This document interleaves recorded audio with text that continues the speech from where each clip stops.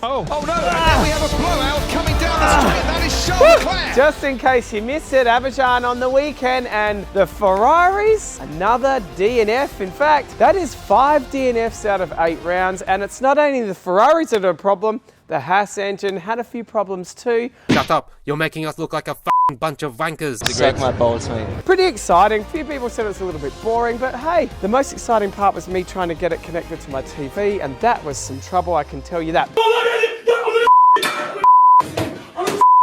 But look at all the action that we had. It appears to be that these flimsy little wings had a few issues, and a little bit of duct tape, or as we call it, race tape, was introduced to try and get the best cars in the world across the line. And not to mention a little bit of porpoising going on. Some of you might have seen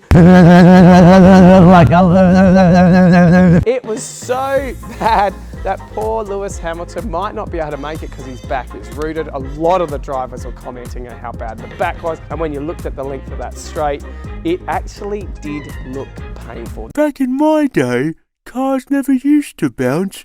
With all these DNFs coming from Ferrari and so many issues, you would have thought they would have had it all sorted out. But let's take a look at this engine.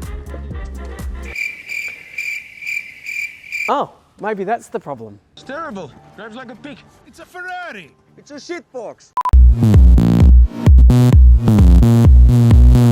Oh, go! Well, fortunately it was not. And what a save by Andrew Redmayne, who is now an icon of Australia, getting Australia into the World Cup in Qatar later on this year. Now, if you actually saw it, there have been a few references to the grey wiggle. Call it whatever you want. Australia is in the World Cup. What a fantastic thing for the country. So Australia will be in Group D with Tunisia, France and Denmark. The game will be free to air on SBS.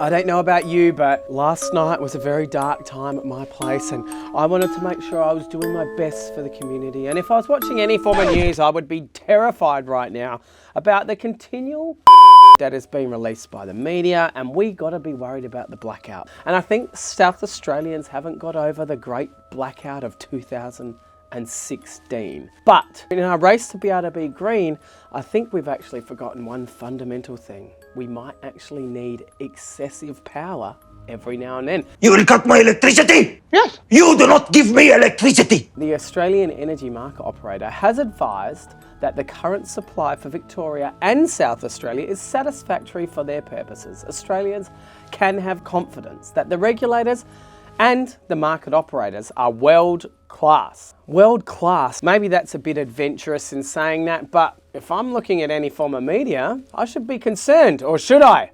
Well, it could be dark times ahead, or maybe this is just the beginning.